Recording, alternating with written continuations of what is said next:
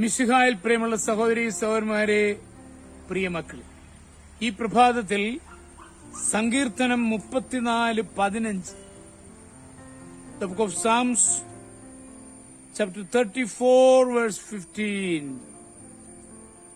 കർത്താവ് നീതിമാന്മാരെ കടാക്ഷിക്കുന്നു, അവിടുന്ന് അവരുടെ വിലാപം ശ്രവിക്കുന്നു.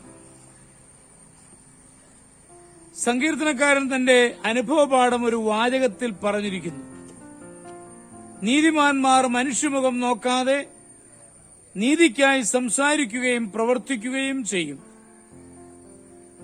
മുഖസ്തുതിയും പുകഴ്ത്തലും ആഗ്രഹിക്കുന്നവർ അവരെ അവഗണിക്കുകയോ ഉപദ്രവിക്കുകയോ ചെയ്യും. അവരെ ലോകം മനസ്സിലാക്കുകയില്ല. എന്നാൽ ദൈവം അവരെ അറിയുന്നു. അവർ പ്രാർത്ഥിക്കുമ്പോൾ ദൈവം ഇടപെട്ട് നീതി നടത്തി രക്ഷിക്കും. സൗളിനെ ഭയപ്പെട്ട് കാട്ടിൽ അലഞ്ഞു നടന്ന ദാവീദിന് ഗുഹാമുഖത്തിരുന്ന സൗളിനെ വധിക്കുവാൻ അവസരം ലഭിച്ചെങ്കിലും തന്റെ നീതിബോധം അതിനനുവദിച്ചില്ല.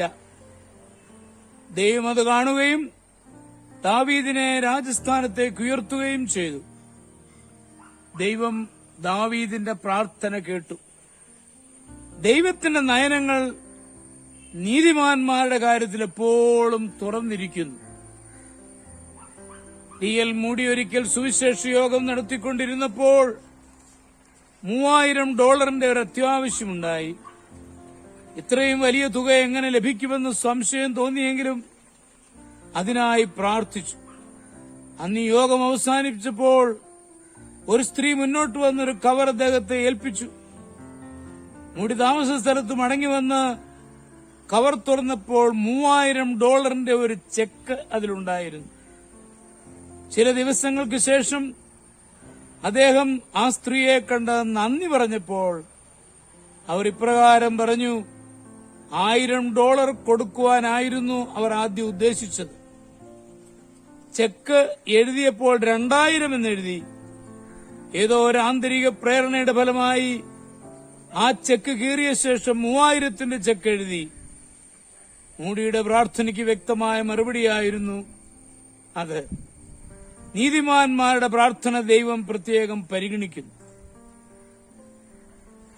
പുരാതന ഭക്തന്മാരുടെ പ്രാർത്ഥന കേട്ട് മറുപടി കൊടുത്ത ദൈവം ഇക്കാലത്ത് നമ്മുടെ പ്രാർത്ഥന ശ്രദ്ധിക്കുകയും മറുപടി തരുകയും ചെയ്യും. നീതിബോധമുള്ളവരുടെ പ്രാർത്ഥന ദൈവം അടിയന്തരമായി ശ്രദ്ധിക്കും. നീതിബോധത്തോടെ കർത്താവിന് തിരുമുമ്പിൽ വ്യാപരിക്കുവാൻ, പ്രാർത്ഥിക്കുവാൻ നമുക്ക് കഴിയട്ടെ.